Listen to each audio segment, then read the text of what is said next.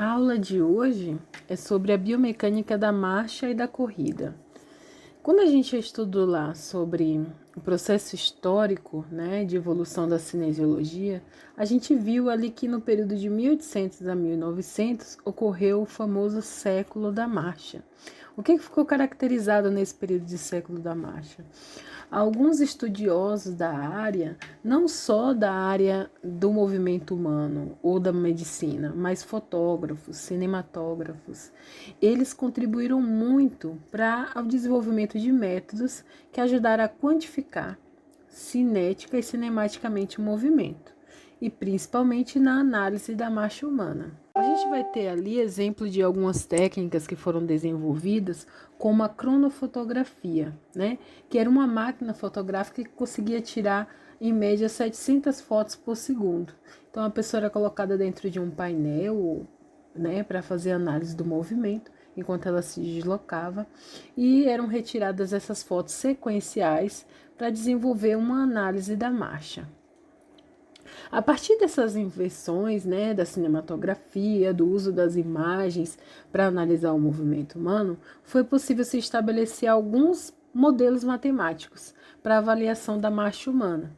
Essa avaliação ela foi baseada numa reconstrução tridimensional, um experimento que permitia você observar a oscilação do movimento humano a partir de alguns pontos, que eram determinados para essa análise tridimensional. E esses pontos eles estavam localizados justamente nas articulações, que realizavam maior mobilização durante o movimento de caminhada. Agora, o que a gente entende como marcha? O que seria, o termo marcha? Marcha está associado ao ato de deambular, de caminhar, A marcha ela está associada à locomoção, à caminhada, e ela pode ser mensurada quanto à sua descrição, à sua sistematização de dados, à sua sequência de movimentos, à sua estrutura.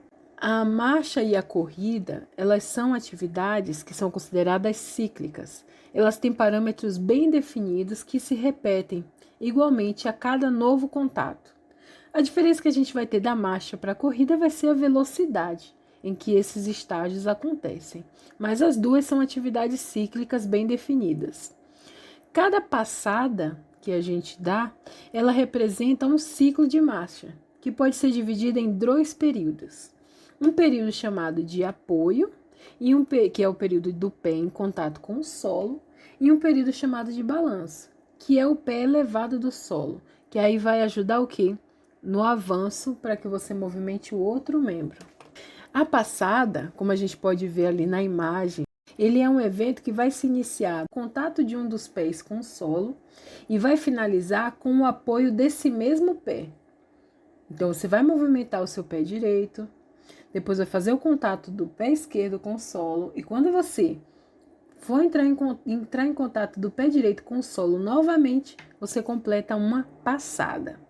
E um passo, ele é um evento que se inicia com o pé e termina com o pé contrário. Então, o passo seria só o deslocamento do ciclo de movimentação de um pé para o ciclo de movimentação do outro pé. E a passada não, é quando esse mesmo pé ele se apoia no solo novamente. Então, essas são características importantes para a gente compreender o ciclo da marcha. Como a gente comentou, o ciclo da marcha é dividido em duas fases, que é uma do apoio do pé no solo e a outra de balanço, que é quando você movimenta e dá a impulsão do pé para mobilizar o membro seguinte, certo? A fase de apoio ela é determinada por 60% desse ciclo de marcha e a fase de balanço, em média, 40%. Isso quando você está caminhando. Esse seria a proporção média de cada fase em um ciclo de marcha. Algumas características a gente deve observar em relação à marcha. Quando a gente executa a caminhada ou a marcha, os braços eles balançam alternadamente, para trás e para frente. Esse movimento alternado do braço é o que ajuda na transferência do peso do nosso corpo enquanto a gente se movimenta para frente, certo? Então, o movimento da passada alternado com os braços vai auxiliar na transferência desse peso corporal ao longo da caminhada. A pelve e o tronco, eles se desviam lateralmente, aproximadamente uns 2 centímetros, para sustentar o peso durante o momento do passo. Se você for fazer uma caminhada agora, né, para você sentir esse movimento, você vai observar que o seu quadril, à medida que você estende um pé à frente, ele desvia lateralmente, muito pouco, cerca de 2 centímetros. Mas isso é o que garante a sustentação do seu movimento, né? Normalmente a extensão de uma marcha, de uma caminhada, ela não excede de 5 a 10 centímetros de um calcanhar para o outro. Então, o passo que a gente dá, ele não excede de 5 a 10 centímetros. Outro elemento que a gente pode falar sobre o ciclo da marcha é a análise mais detalhada sobre essa fase, que é chamada de apoio, e a fase de balanço. Na fase de apoio, a gente tem 5 estágios diferentes, e na fase de balanço, 3 estágios. O primeiro estágio, ele é chamado, né, na fase de apoio, de apoio duplo, que é quando você tem os 2 pés apoiados no solo. A fase de apoio, ela é dividida por esses 2 momentos. Ela inicia com o apoio duplo e finaliza com o apoio duplo. Quando a gente vai oscilar, né, da fase de apoio inicial para final, a gente tem ali um momento em que o pé ele fica apoiado com um membro só. Apenas uma perna fica apoiada no solo. Essa fase é chamada de apoio simples. E a fase de apoio simples, ela está no movimento de progressão da fase de apoio e também na fase de balanço. É importante a gente entender essas fases de apoio duplo e apoio simples para analisar a estabilidade postural durante a caminhada. Por exemplo, para pessoas adultas, saudáveis, jovens, é muito comum a gente migrar do apoio duplo para o apoio simples. E essa variação que a gente tem em relação à passada, ao desvio lateral da pelve, ela é muito padronizada em pessoas saudáveis, adultas. Mas quando a gente trata, por exemplo, de idosos ou alguém que está em processo de reabilitação, que tem dificuldade de caminhar, esse apoio simples, ele é um período que gera uma maior instabilidade. E ele pode ser, a duração dele pode ser reduzida. E isso pode gerar uma alteração no ciclo da marcha. Então, por isso que é importante a gente observar cada estágio do ciclo da marcha, pensando não só na caminhada como uma prática simples, mas como uma ação que faz parte do nosso cotidiano, que ela é fundamental para o nosso deslocamento, para o desenvolvimento das atividades motoras, da vida diária, e que algumas fases da vida e algumas pessoas em processo de reabilitação têm dificuldade de fazer essa migração dos ciclos da marcha. E a gente precisa estar atento a esses sinais, a essas características que explicam cada ciclo, né? Então, por isso, a gente vai estar olhando agora passo a passo sobre, primeiro, o ciclo da fase de apoio, que ele vai ter a fase inicial, que é de toque do calcanhar no solo. Essa fase em que você apoia o calcanhar no solo é chamada de contato inicial. A posição do pé e o apoio do calcanhar, eles vão fazer uma espécie de pivô de rolamento do tornozelo.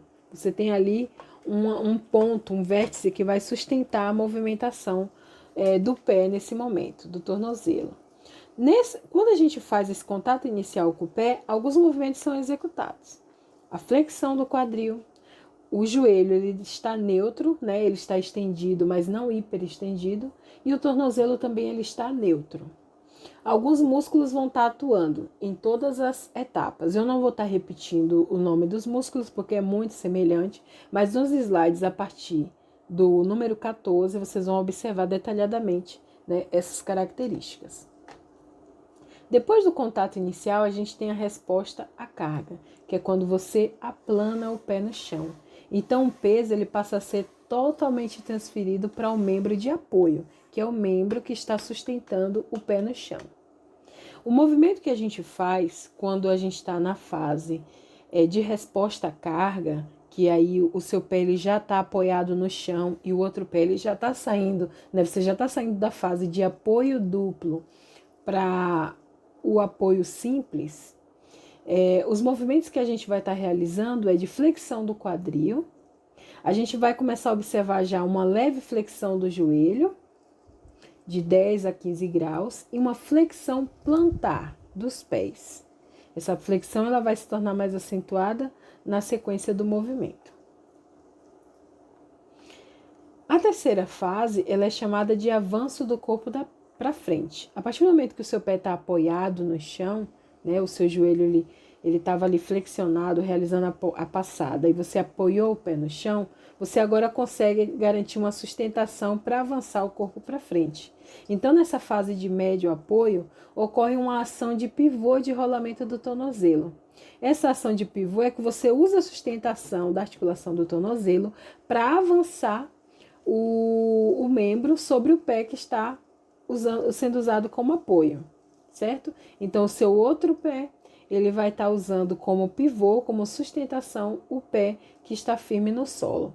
Nessa fase, toda a região plantar do pé, ela permanece em contato com o solo.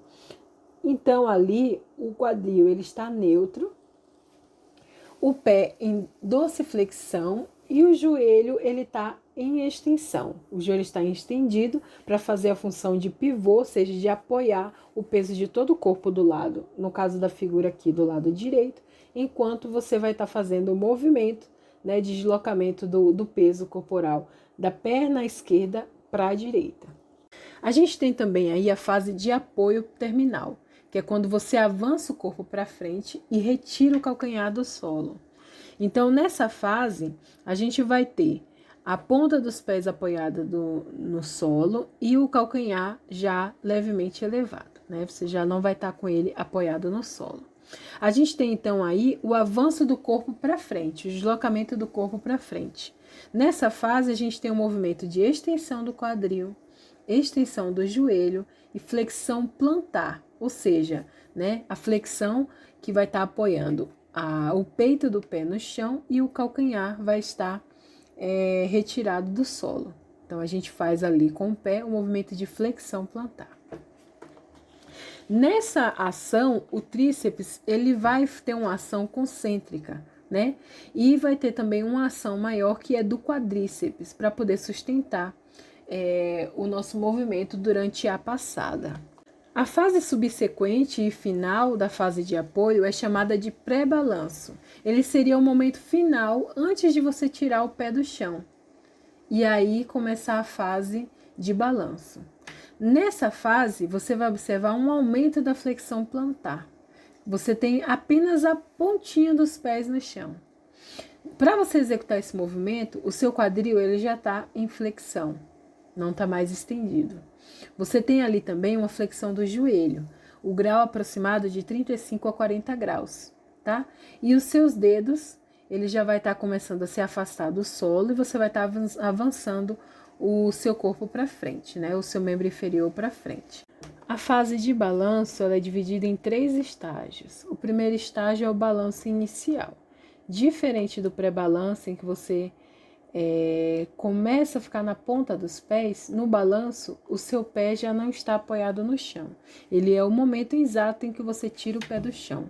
Quando você tira o pé do chão, uma característica importante que tem é na posição do seu pé.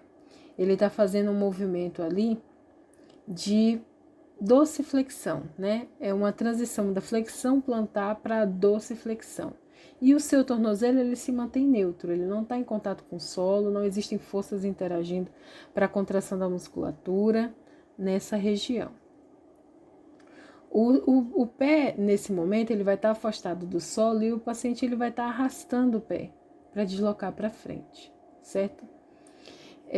O movimento que a gente realiza no quadril é de uma leve flexão em torno de 20 graus. A gente tem ali o joelho numa flexão de aproximadamente 60 graus. Na fase seguinte, que seria o médio apoio, na fase de balanço, ali a gente tem um aumento da flexão do quadril, né? E uma diminuição da flexão do joelho. Sua perna não está mais para trás, ela já está avançando para frente, né? E aí é quando a gente faz a transição da flexão plantar para a dorsiflexão. Nesse estágio, o movimento de flexão do quadril, ele está em torno de 25 graus. E você tem uma diminuição da flexão do joelho, que estava em 60 graus, lembra? Então, agora ela já está menor. O movimento de flexão, ele é menor. E o pé, ele já faz uma dorsiflexão. Se o tornozelo ele tiver neutro ou em flexão plantar, o paciente ele vai estar arrastando o pé e direcionando o pé para frente. A fase final, que é chamada de balanço final, é quando o movimento quando você realiza o movimento de apoiar o pé no chão. Então, quando você está fazendo o balanço final, você já está aproximando o seu pé do chão, né? E lembrando que a aproximação é primeiro dos calcanhares. Por conta disso, a gente tem uma diminuição ali da flexão do quadril. A extensão, a gente já começa a realizar o movimento de extensão do joelho e o tornozelo ele permanece neutro, porque ainda não fez contato com o solo. Quando o tornozelo fizer o contato do solo, já se iniciou um novo ciclo de marcha. E aí a gente vem para a fase de apoio. Então, balanço, os pés não estão apoiados no solo. Essa é a grande diferença entre o balanço inicial e o contato inicial da fase de apoio, que vai reiniciar um novo ciclo de marcha. Algumas características que podem nos ajudar a compreender esse ciclo dentro da corrida são os parâmetros de comprimento da passada e de frequência da passada. O comprimento da passada seria a distância que é percorrida em uma única passada. Então, considerando todo esse ciclo que a gente viu, a cada passada, qual o comprimento, qual a distância que você percorreu.